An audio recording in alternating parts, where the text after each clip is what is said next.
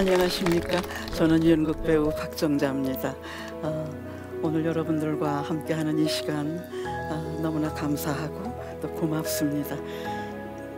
저희 공연에 너무나 좋은 음악을 맡아주실 원예일 감독님,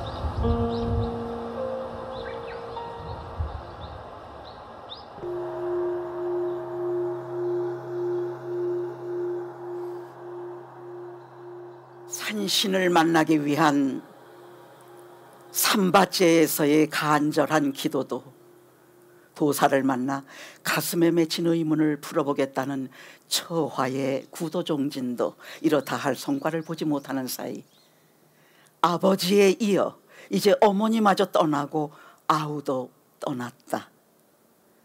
그러나 비록 남루한 몰골에 기력조차 달릴지언정 처화 자신은 이 고행을 멈출 수가 없었다. 이런 그를 끝내 버릴 수 없었던 여자는 양하운이었다. 그들은 처화에 대한 믿음을 놓지 못하고 기다리고 기다렸다. 그들은 나름의 방식으로 처화의 성공을 천지신명께 빌었다. 양 씨는 사방에 고요한 한밤중이 되면 구수산 개암골 후미진 기도터에 가서 정화수를 떠놓고 사방으로 9번씩 절하며 지성을 드렸다. 훗날 회고에서 양 씨는 이렇게 비손했다고 기억을 더듬었다. 천하만물 다스려 잡아서 귀인 되기를 바라옵고 복이 무쇠방석으로 되기를 점지해 주소. 우리 처사 양반 소원 풀어주고 병이 나아주기를 비옵고 비옵나이다. 별로 세련된 문장은 못 된다. 그러나 여기서 주목할 것은 병이 나아주기를이다. 처화가 무슨 병에 걸렸을까? 피부병이 심했던 모양이다. 종기가 심해서 얼굴을 제외한 온 몸에 부스럼 딱지가 덮였다고 했다. 배에 큰 적이 생겨 아랫배가 불렀다고 한다. 한방에서 말하는 적병은 몸 안에 쌓인 기로 인하여 오랜 체증 끝에 오장에 생기는 덩어리라 하니 일종의 종양에 해당하는가 싶다. 그리고 해수병이 심했다. 선친 박성삼이 만년에 해수가 심하여 아침마다 가래가 가득 찬 타구를 비웠다는 며느리의 회고로 보건대 처화도 유전적으로 기관지가 약했던 것으로 보인다.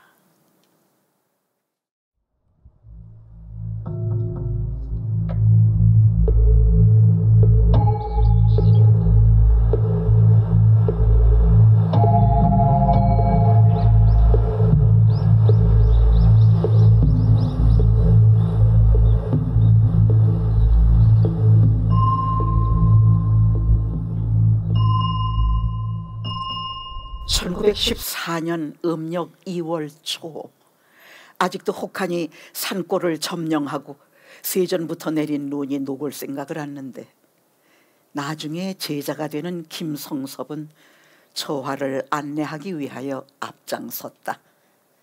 김성섭은 식량으로 쌀 대두 한 말과 간장 한 병을 장만하였고 처화는 하도 한 벌을 준비했을 뿐 빈손으로 덜렁덜렁 따라 나섰다.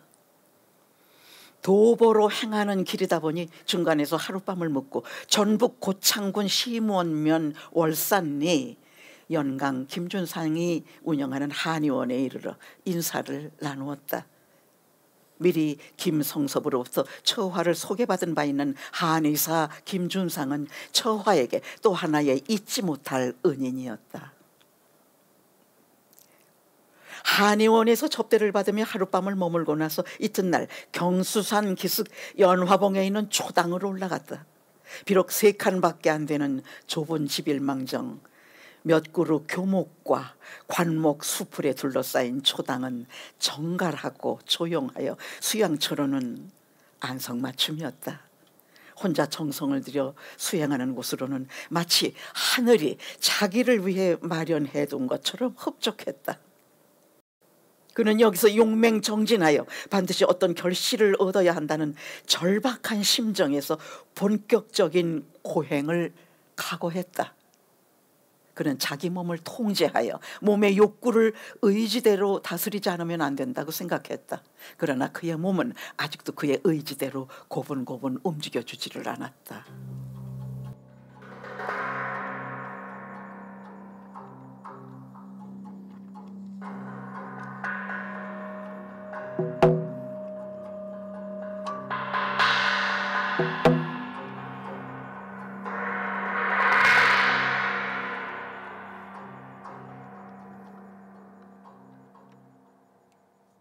이런 고행 정진 끝에 처화는 의식이 사라지는 상태에 빠져들고 그러면 우주와 내가 따로 없고 세계와 내가 하나 되는 순간을 체험한다.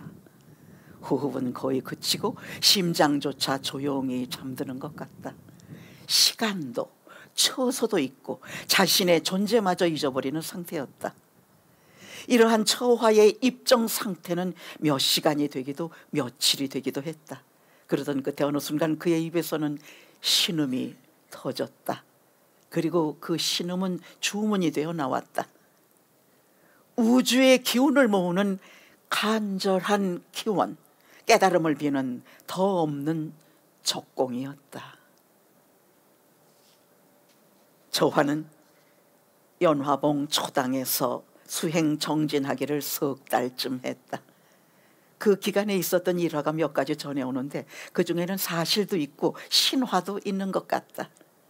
종교적 인물의 매양 따라다니는 신이 한 이야기는 전적으로 믿을 것도 아니지만 그렇다고 코웃음 치고 말 일도 아니다. 박신의 종 중에서 선조의 묘를 이장하는 문제로 거기까지 사람이 다녀갔다. 7대조 박옥으로부터 영광의 터를 잡고 살다 보니 일가들이 시제도 모시고 하던 터라 의견을 수렴하는 과정이었던 모양이다. 왕가로부터 서민에 이르기까지 이장이니 멸년이 하는 것은 풍수에 의지해 자손의 번영을 추구함이 목적이다. 이때 처화는 이장에 관심 둘 만큼 여유도 없었지만 일가의 모사를 한심스럽게 본 듯하다. 당시 처화의 생각을 보여주는 한시 두 구가 전해져 온다.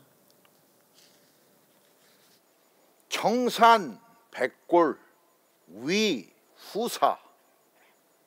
푸른 산에 묻힌 백골을 가지고 자손 예를 도모하니 허명 세전 무인시. 사람 없는 저자에 대대로 헛이름 전하려는 격이라. 조상의 무덤을 좋은 자리에 써서 자손의 복락을 구하는 따위의 허접한 짓 그만두라는 충고다. 이는 훗날 인과 보응이 불변의 진리임을 강조하던 서태산으로서 처화 시절에 이미 그 정도의 신념은 확립되었다는 이야기이기도 하다. 말이 나온 김에 이 무렵 처화가 지은 또 다른 한시를 소개한다. 연화봉 초당을 찾아온 김성섭에게 주었다는 시다. 연도 심수 천봉월. 도를 닦으니 마음은 일천봉우리의 솟은 달처럼 빼어나고 수덕 신여 만객주. 덕을 닦으니 몸은 일만섬 실은 배만큼이나 크도다. 인품과 국량이 이처럼 호대한데 여기다 고작 조상 무덤 옮겨서 복받자고 하니 얼마나 어이없게 들렸겠나 싶다.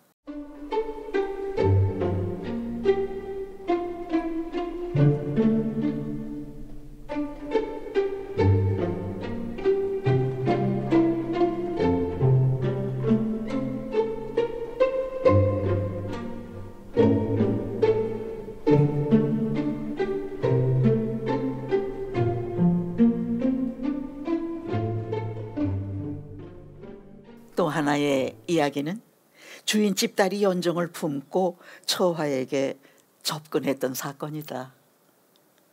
주인 김준상에게는 딸이 둘이 있었다고 하는데 그중 어느 딸인지는 모르나 꽃다운 나이의 아가씨가 어느 날 연화봉 초당으로 처화를 찾아왔다. 먼저 한의원에서 하룻밤 머물던 날에 처화를 보고 첫눈에 반하여 사모의 정을 품었던 그녀는 날씨가 풀리고 춘정이 동하자 용기를 냈다. 처화를 찾아와 당돌하게 사랑을 고백하고 자신을 받아달라고 애원한다. 유부남이기도 했지만 지금의 처화에게 선녀인들 눈에 들어올 턱이 있겠나. 처화가 이 난감한 처지를 어떻게 모면했는지는 두 가지 이야기가 전해진다. 하나는 여자를 장시간 혼자 두어 스스로 체념하고 돌아가게 했다는 것. 또 하나는 여자를 어미 꾸짖고 회초리까지 쳐서 물리치니 울며 돌아갔다는 것이다. 어쨌건 아가씨는 참 망신을 톡톡히 당하고 말았다. 옛 설화에서 흔히 보듯이 이 여자가 돌아가 목이라도 맸다면 큰 낭패였겠지만 다행히 그렇지는 않고 후에 시집 잘 가서 살았다는 걸 보면 아무리 방편이라고는 하지만 처화의 처서가 그리 가혹하지는 않았던 듯하다.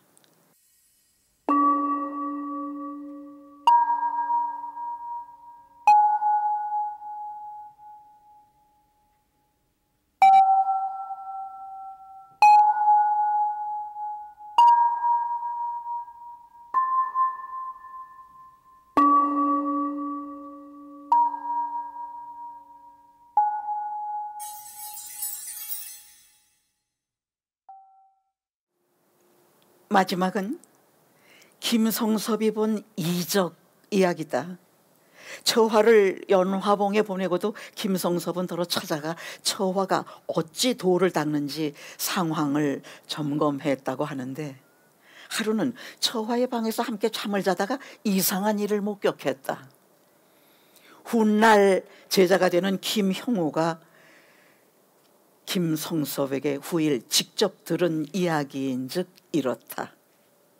한밤의 정막 속에 갑자기 허공에서 풍하게 울리기에 방문을 열고 보니 초당 주위가 대낮같이 밝고 의관 도복을 차려입은 사람들이 구름처럼 모여들고 있었다. 그들은 차례차례 처화를 향해 예배를 올리며 경하의 말씀을 아뢰었다. 그러나 이런 현상은 그날 하룻밤의 일이 아니라 며칠 밤을 두고 이어지더란다. 반신반의할 사람도 있고 웃어버릴 사람도 있겠지만 믿거나 말거나다. 이런 신비한 이적은 소태산이 자랑하는 바가 아니라 오히려 금기시하는 바이고, 따라서 원불교의 정통성 강화나 우월성을 과시하는 데에는 아무 도움이 되지 않기 때문이다. 처화가 3개월 만에 계획을 중단하고 연화봉 초당을 떠나게 되었다. 그는 가지고 간 쌀 한 말에서 몇 대를 남겨 주인에게 살해하고 돌아온다. 장정이 쌀 한 말을 석 달 동안 먹고도 오히려 두어 대를 남겨가지고 온 것이 김준상이나 김성섭을 깜짝 놀라게 했다. 기적이란 이런 것이다.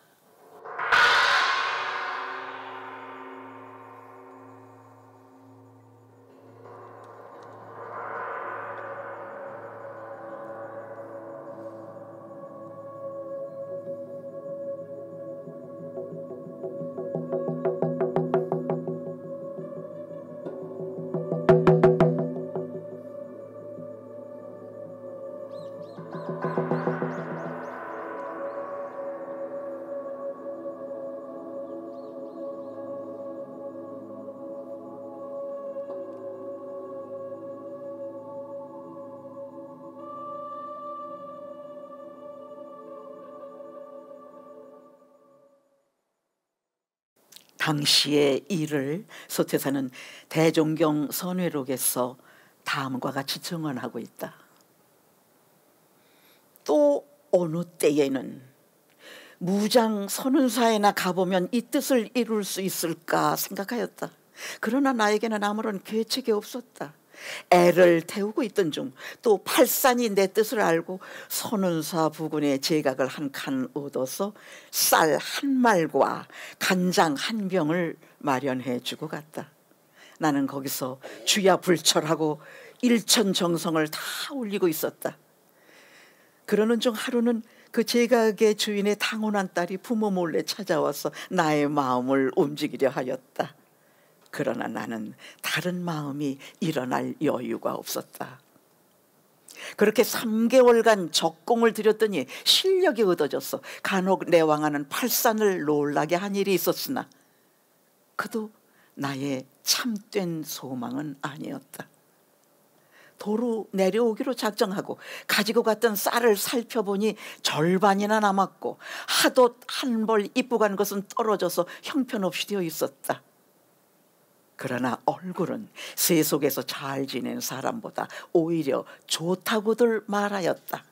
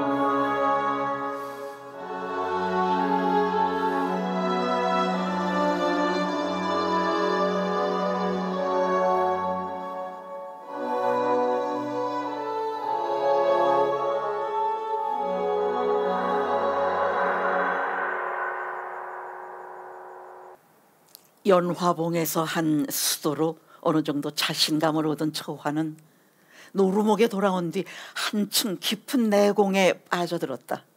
이 무렵 처화가 우두커니가 된 것 같다는 소문이 동네방네 왁자했다. 영천 개울가에서 빨래를 헹구는 아낙네들의 화제에도 처화가 단골로 올랐다. 처화에겐 주체로서의 자아와 객체로서의 세계가 최악의 상황으로 치닫고 있었다. 우선 의식주 등 생활 형편이 말이 아니었다.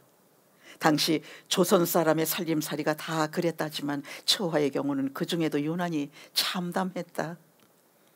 본가에서는 먹고 살기가 점점 어려워지자 하나밖에 없는 아우 한석을 제 당숙에게 양자로 보낸 데에 이어 어머니 유씨마저도 작은 아들을 따라가야 했다. 큰아들 처화가 폐인이 돼가는 판에 기대할 것이 없었던 것이다.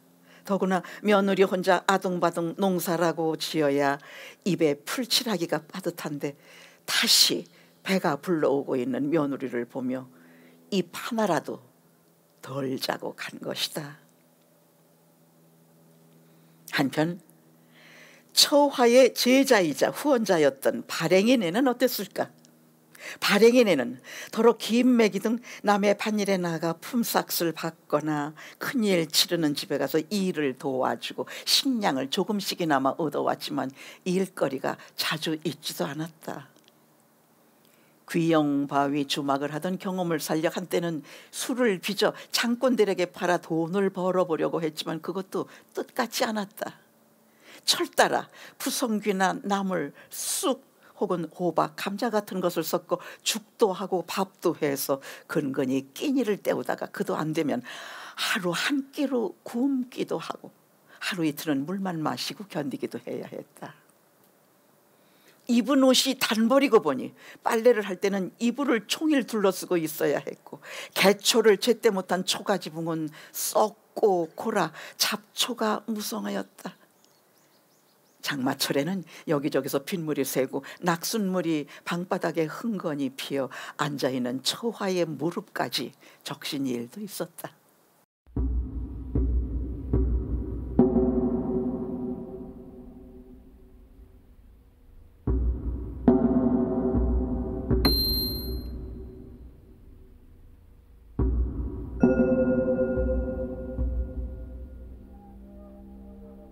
이런 가운데 처화의 몸이 망가지고 있었다.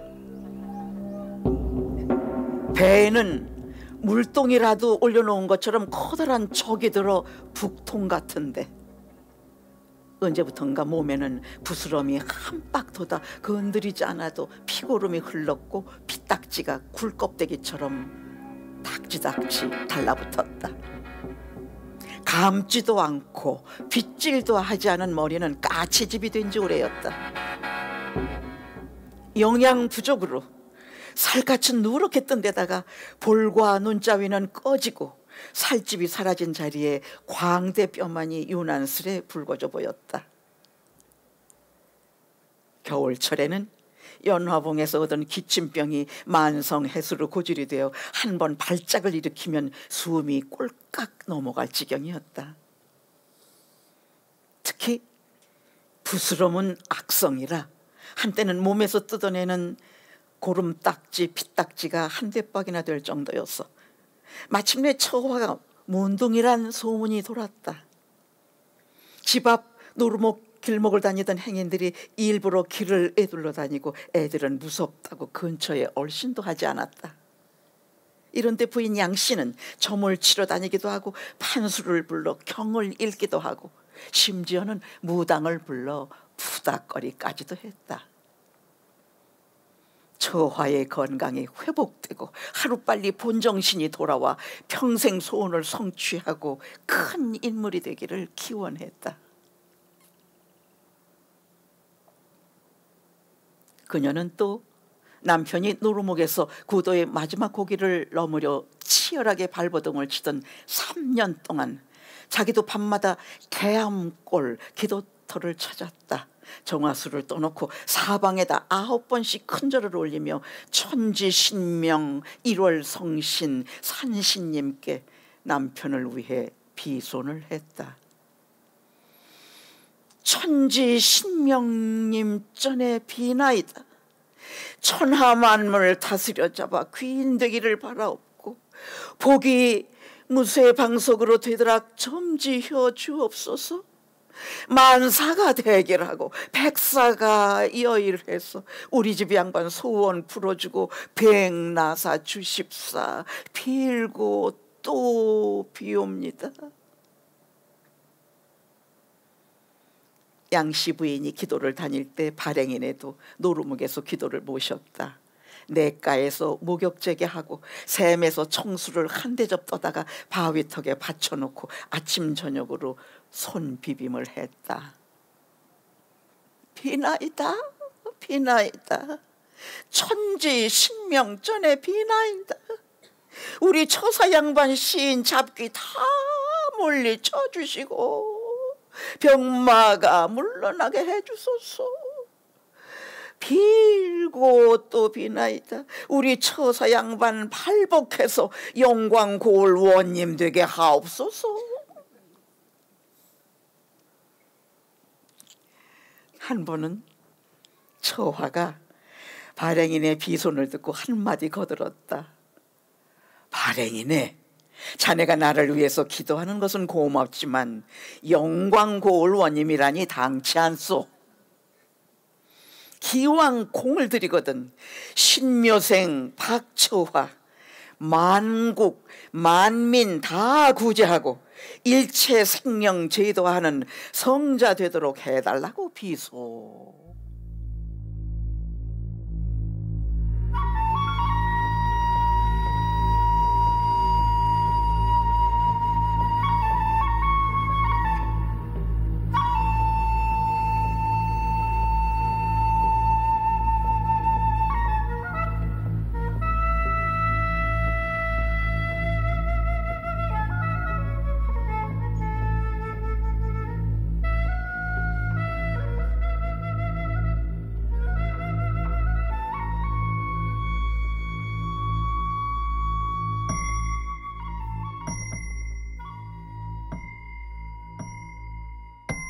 처화의 막바지 구도정지는 고행 그 자체였다.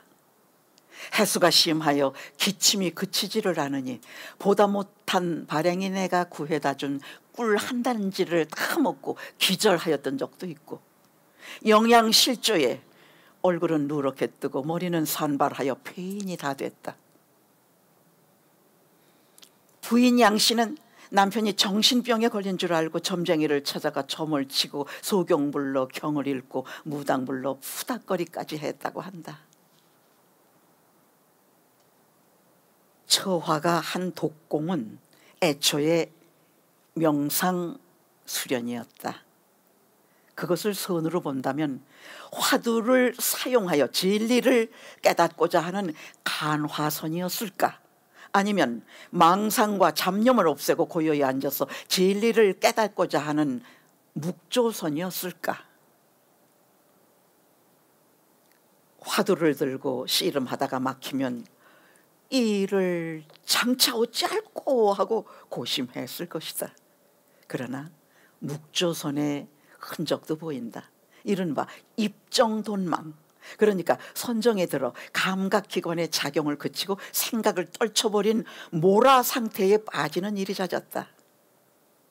그 이전부터 종종 그런 현상이 있었지만 연화봉 적공 이후로 더욱 빈번하고 더욱 심각했던 모양이다. 발행인애가 밥을 차려주고 일을 나가는데 몇 시간 후 돌아와 보니 처화가 숟갈을 쥐인 채 멍하니 있고 밥에는 파리만 새까맣게 붙어 있었다든가, 법성포로 장을 보러 가다가 선매에 들어 종일 멍하니 서 있었다든가 그런 식이다. 지금 영산성지 선진포에는 늙은 팽나무 옆에 선진포 입정터라는 자연석 기념비가 서 있는데 이것은 소태산의 생을 10가지로 묘사한 10상 중 4번째에 해당하는 강변 입정상의 유적지를 표한 것이다.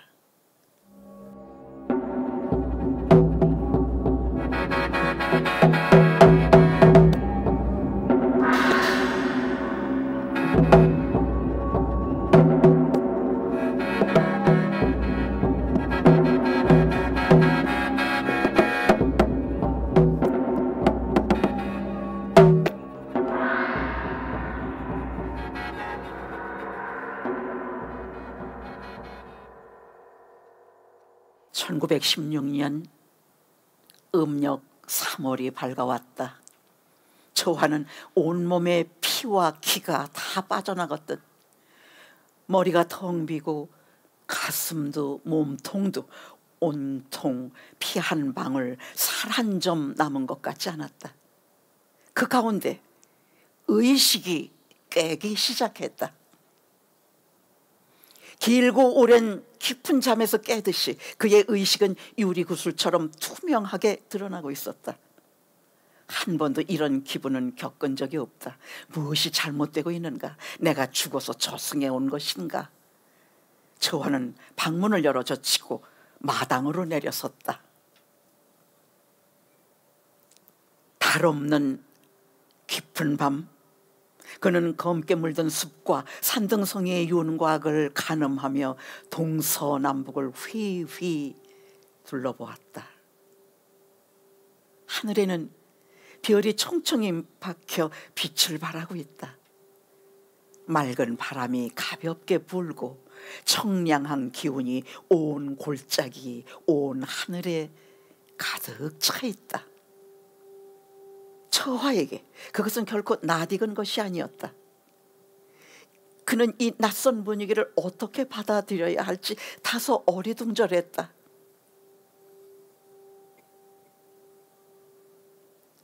아직은 무엇인지 모르지만 이건 분명 기분 좋은 것이다.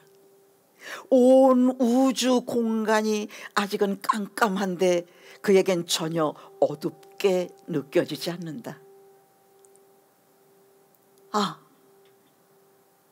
그런데 왜일까? 왜 이럴까? 내가 왜 그동안 그리 고생을 했던가? 7살 그때부터 구도의 길 20해 동안 내가 무엇 때문에 그리도 애태우고 고생을 하였던가? 우주도 인생도 문제는 아무것도 없었다. 의문도 모를 것도 없었다.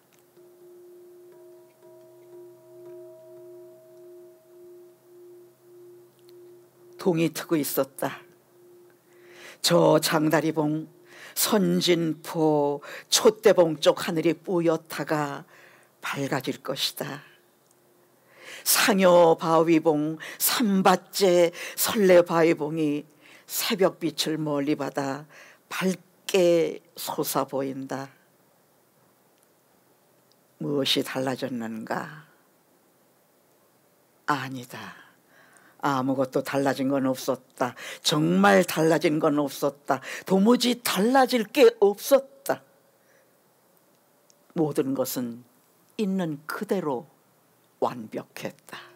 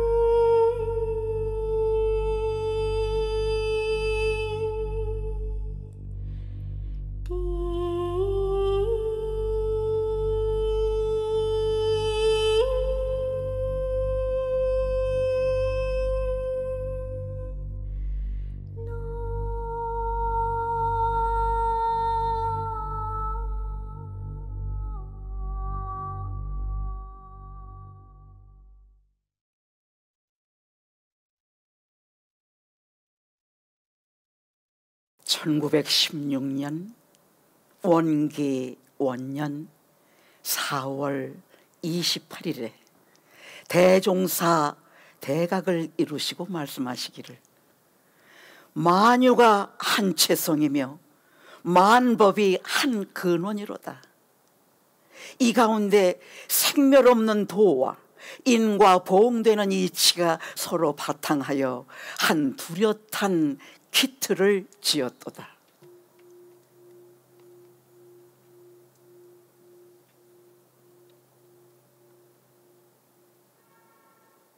초화가 깨달음의 절대 경지에 오른다.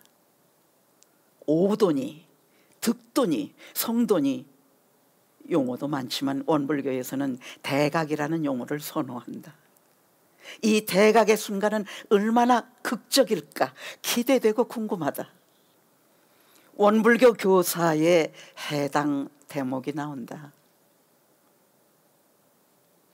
원기 원년 음력 3월 26일 이른 새벽에 대종사 무견이 앉으셨더니 우연히 정신이 쇠락해지며 전에 없던 새로운 기운이 있으므로 이상히 여기시어 밖에 나와 사면을 살펴보시니 천기가 심히 청량하고 별과 별이 교교하였다. 이에 맑은 공기를 호흡하시며 뜰 앞을 두루 배회하시더니 문득 이 생각 저 생각이 마음에 나타나 그동안 지내온 바가 모두 고생이 아닌가 하는 생각이며 고생을 면하기로 하면 어떻게 하여야 하겠다는 생각이며 날이 밝으면 우선 머리도 빗고 손톱도 자르고 세수도 하리라는 생각이 일어났다. 날이 밝음에 대종사 먼저 청결하는 기구들을 찾으시는지라 이를 본 가족들은 대종사의 의외 행동에 한편 놀라고 한편 기뻐하며 그 동작을 주시하였으니 이것이 곧 대종사 출정의 초보이었다.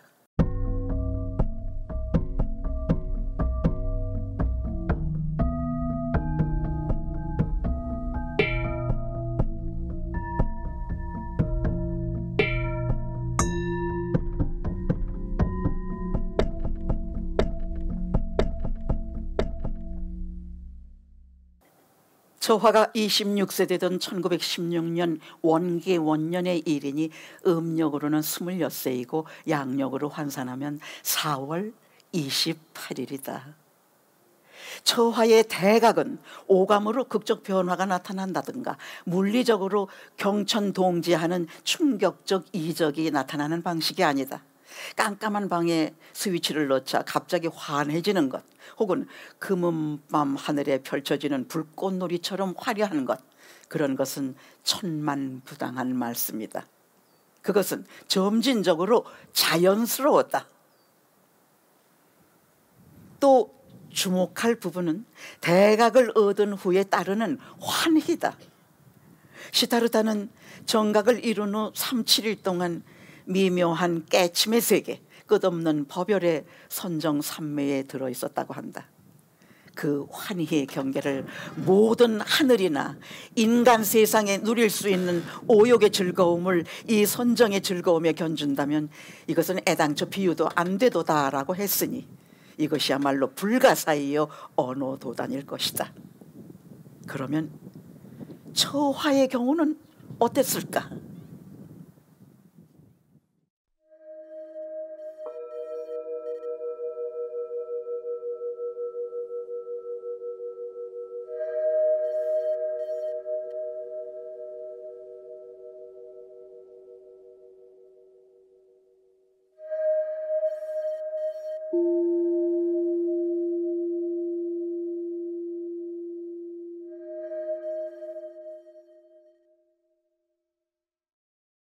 대종사 득도하신 후 심독 희자부하신 법열의 심경을 다음과 같이 수리하시었다. 도를 안 후로는 초동목수의 노랫소리도 나의 득도를 찬양하는 것 같고 농군들의 상두소리도 내가 안 이치를 노래하는 것 같았다. 또는 그해 겨울 범현동에 있을 때에는 생사고락 그 이치며 우주만물 그 이치를 억만 사람 많은 중에 내가 어찌 알았는고 생각하니 생각할수록 흥이 나서 하룻밤을 흥타령으로 앉아 세우고 이른 새벽 눈은 척솔로 쌓였는데 굽 나막신을 신은 채 뒷산에 올라가 사방으로 돌아다니다가 돌아왔으되 신발에는 눈 한 점 묻지 않은 일도 있었다. 심독 희자불안, 마음에 홀로 기쁘고 자신감이 충만하다는 뜻이다. 처화는 남들이 모르는 혼자만의 기쁨을 이렇게 표현했다. 혼자 즐거워서 하룻밤을 흥타령으로 보내는 처화를 그려보라. 환희용약이란 말도 있듯이 참을 수 없는 기쁨에 나막신 신은 발로 한잔한 눈이 쌓인 산길을 뛰어다니는 처화를 상상해보라.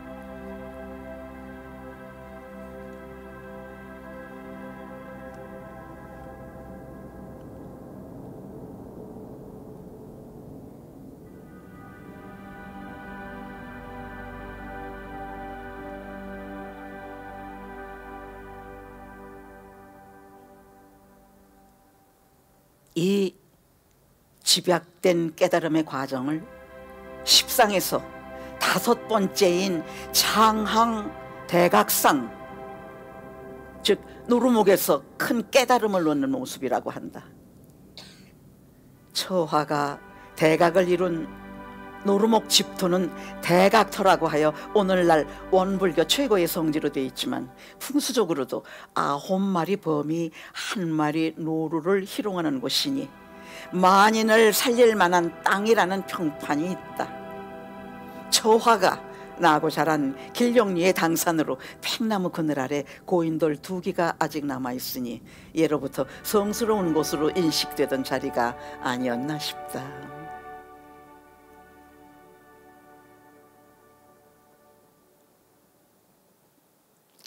대각에 이른 처화는 스스로 이름을 거듭중, 빛날 빈, 중빈으로 바꾼다. 또한 호는 소태산으로 짓는다. 소태산 박중빈은 자신이 이미 전생에도 깨달음을 얻었고 회상을 열어 중생구제에 힘썼다고 했다. 그러니까 전생에도 빛이 났고 이 생에 다시 빛난다는 뜻이 아닐런가.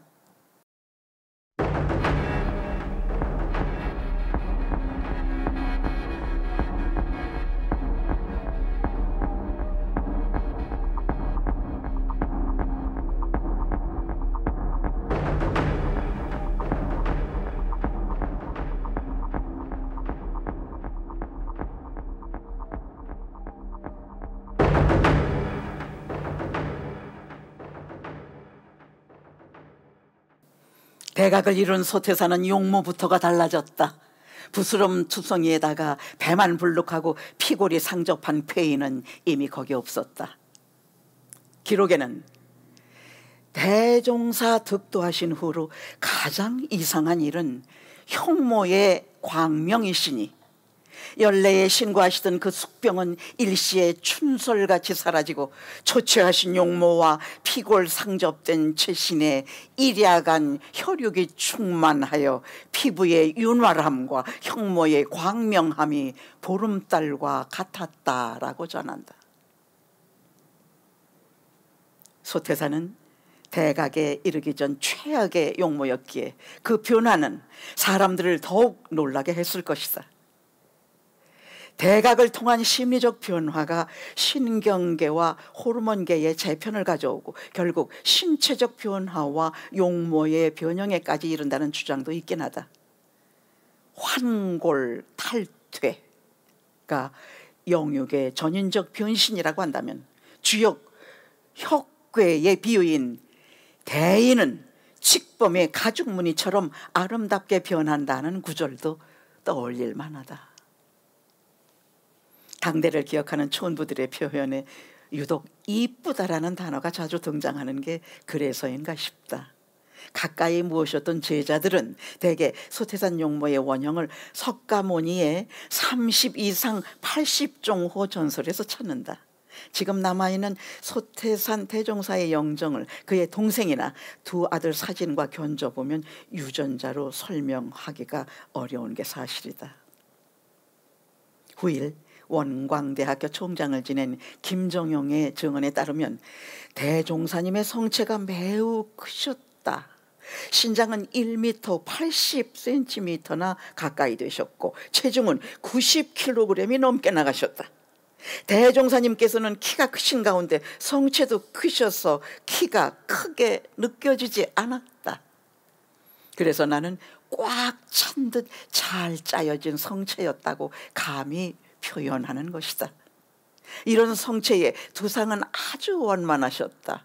이마와 눈, 귀, 코, 입이 둥실둥실하셨는데 안상의 이목구비의 균형을 잘 갖추셨다.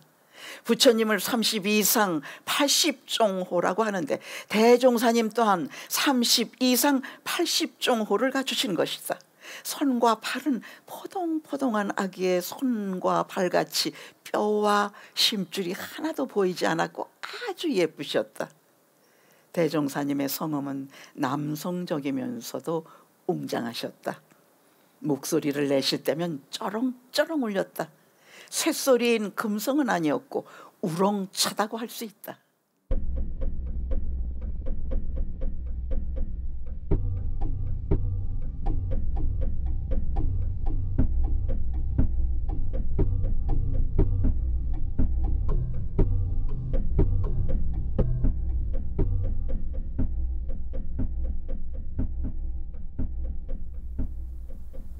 대각을 이룬 후 소태산이 처음 부닥친 회의는 내가 정말 궁극적 깨달음에 도달하긴 했을까? 혹은 나의 깨달음이 이제까지 아무도 도달하지 못한 경지일까? 하는 것이었다. 그는 아마도 미증류, 전인미답, 전대미문 혹은 파천황 같은 단어들을 떠올리면서 혼란을 겪었을 법하다. 그는 동양에는 예로부터 유불선 3교가 있고 이 나라에도 근대에 몇 가지 새 종교가 일어났으며 서양에도 몇 가지 종교가 있다 하나 내가 지금까지 그 모든 교의를 자상히 들어본 적이 없었으니 이제 그 모든 교서를 한번 참고하여 나의 얻은 바에 대조하여 보리라 결심한다.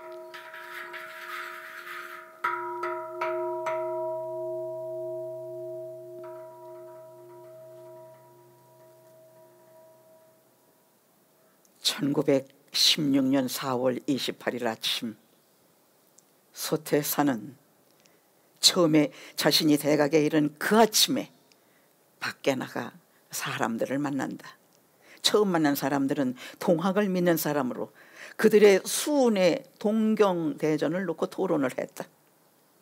그 중에 오유영부, 기명선약, 기형태극, 우형궁궁. 이것은 동경대전에 나오는 것이니 소태산은 이 문장을 듣자 바로 그 뜻이 이해가 되었다.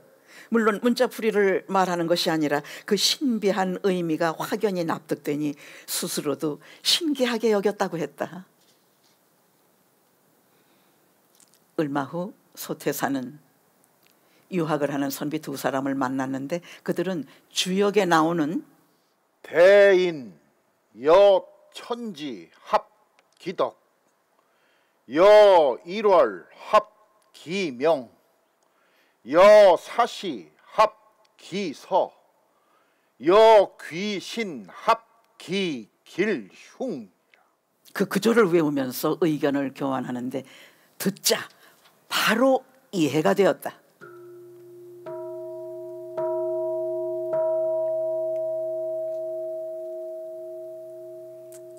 소태산은 그동안 의문을 품었던 것들을 하나하나 떠올려 보았다.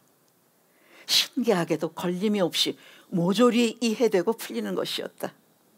이로써 그는 20년 가까이 시달리던 의문을 확연히 깨치고 대각에 이르렀음을 자각했다.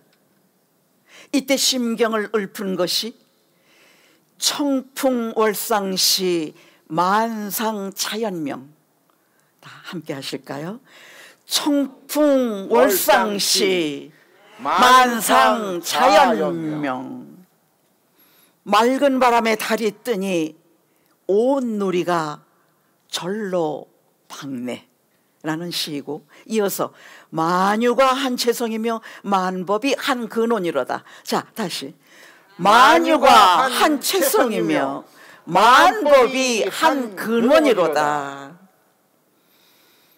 이 가운데 생멸 없는 도와 인과 보응되는 이치가 서로 바탕하여 한 뚜렷한 기틀을 지었도다라고 독백하니, 이것이 20년간 그를 붙잡았던 의문인 우주 만물 그 이치와 생사고락 그 이치에 대한 해답이었다.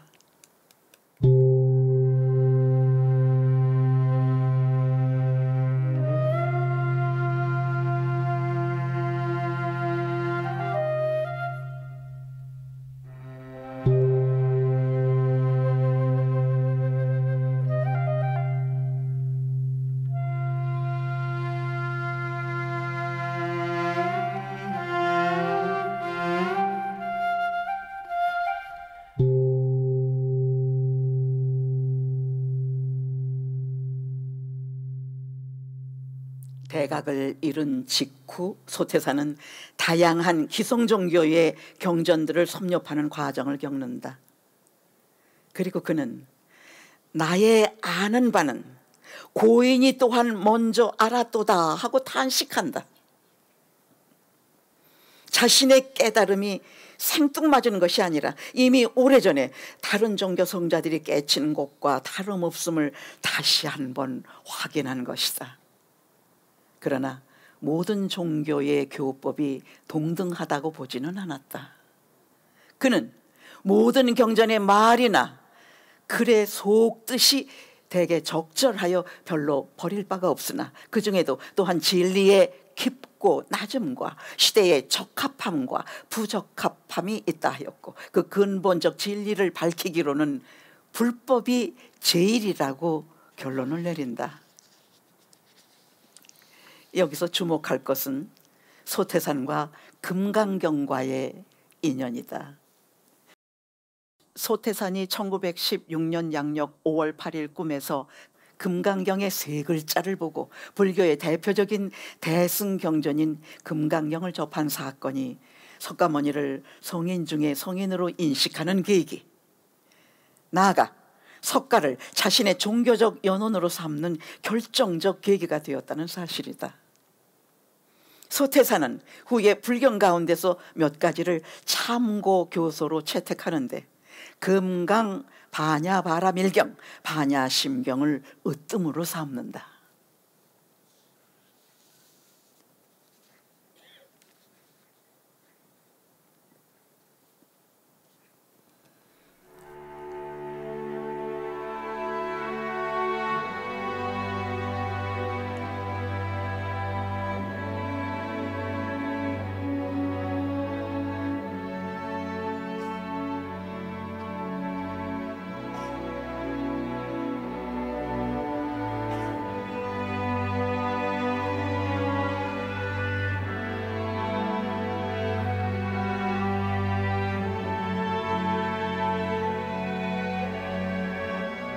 소태산 대종사가 대각하던 해에 을푼가사 탄식가는 소태산이 대각을 이루지 못해 탄식한 것과 대각을 해스되 말할 곳이 없어서 탄식하던 내용이다.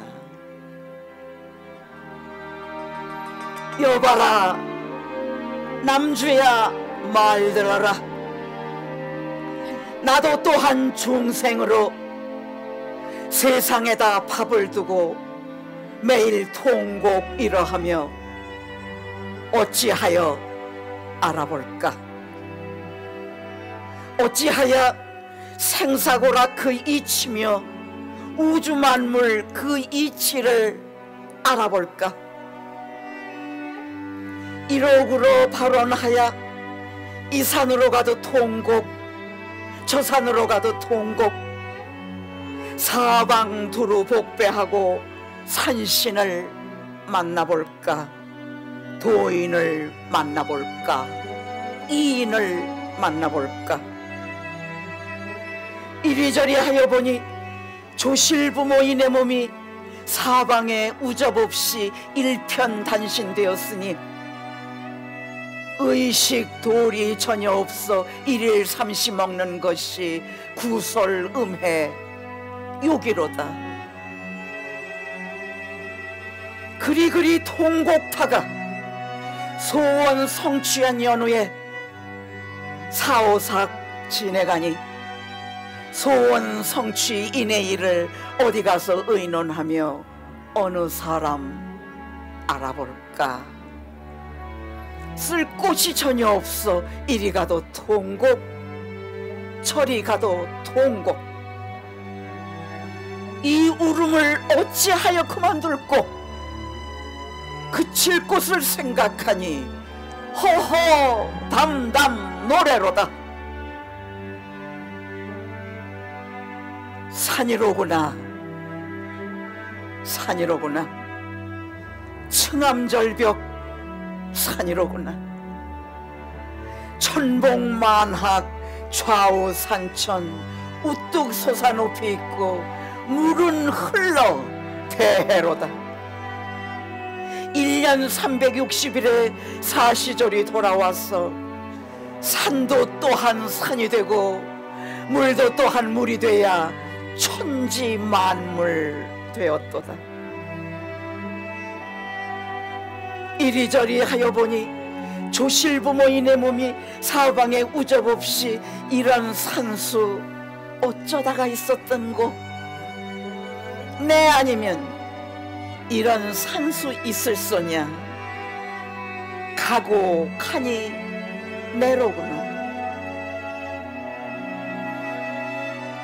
열렸구나, 열렸구나. 밝은 문이 열렸구나. 밝은 문 열어놓으니 명도 판결 우리 학도 전정이 말리로다. 일심으로 공부하여 독해 양족 잡아들고 무도자를 비소하여 춘추 법녀로 놀아보자. 일로와, 낙화로다.